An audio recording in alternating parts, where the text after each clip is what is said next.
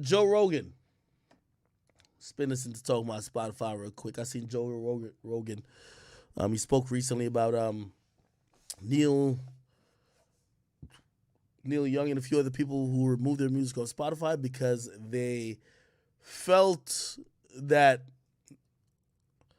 Joe Rogan's podcast in particular was spreading misinformation. And if you don't know, Joe Rogan's podcast, just like my podcast, is a Spotify exclusive. I love Spotify. And when I mean I love them so much.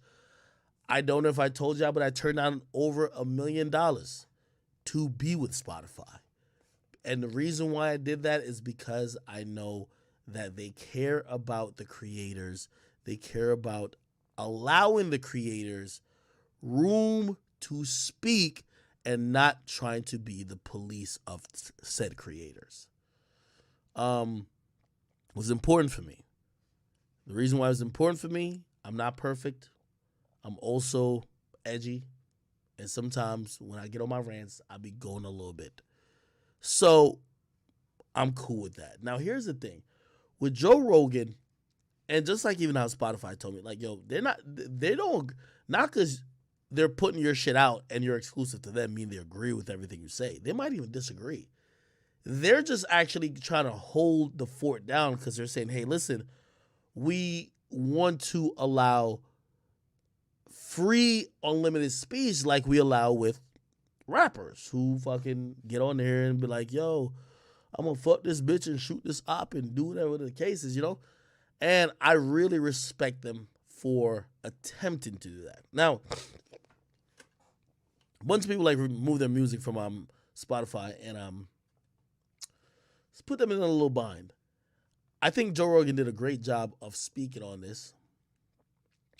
And I think Spotify is on the right side of history. I'm going to tell you why. Spotify and Netflix, I like what they're doing because in reality, let me move beyond this COVID thing. This is a test of cancellation. Okay? Cancellation has been a very effective means of controlling and censoring conversation. Hey, if you're ever going to talk about a trans community, you got to talk like this. If you're ever going to talk about these people, you got to talk like this. If you're going to talk about these issues, you got to talk like this or not talk at all. They don't want retorts. They don't want open conversation, open dialogue. They want basically everybody to think one way. And then we saw what Netflix did. Because usually when everybody gets mad at you, the corporations aligned with you just drop you. Oh, shit, we want to please the crowd. Shit, you're one guy. We got to get rid of you.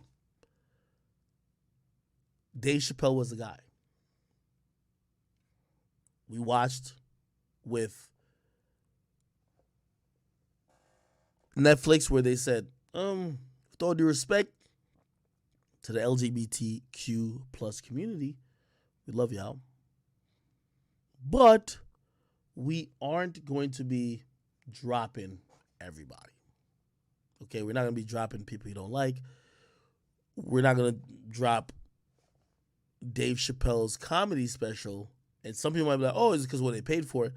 But I think it's more than that. It's like, well, even if it's bottom line driven, it's like, why did corporations who I've always thought, remember when the whole like thing about Black Lives Matter or whatever was popping and everybody was donating? Why did these corporations donate towards black creators or like progress of black people?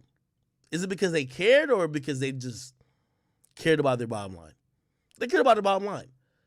And it took Dave Chappelle for Netflix to realize the crowd of people who care about what Dave Chappelle said on Netflix that would possibly cancel or cause an uprising was very minuscule to the people that Dave Chappelle was bringing himself.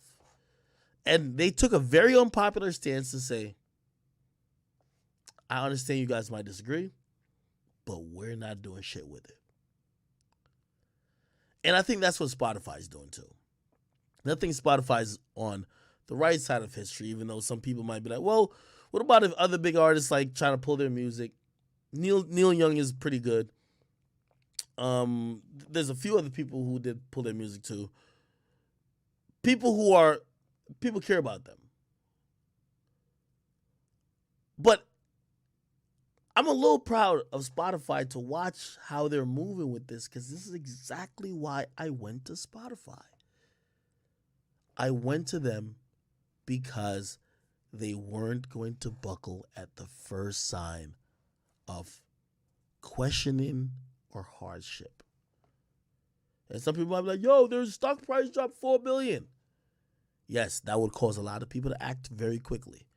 Instead, what they've done, they have analyzed what Joe Rogan has done on his podcast. They said, well, it doesn't break our rules. They've backed him. And they said, we're not stubborn. We'll learn from this and we'll create some additional guidelines for future instances that could be more transparent. Disclaimers, this and third. And this is how we'll go about it. But if you wanted us to just put Joe Rogan's neck on a guillotine and just chop his neck off because you guys are upset, we're not going to do that. And I really, really respect how they handle that. And I'm really, really proud to be at Spotify. You know, I think they're handling it the right way. And by the way, for example, I did this episode with Andrew Schultz, and we talked a little bit about the vaccine and this and third. Who knows? I don't know how quickly their new policy is going to go into effect.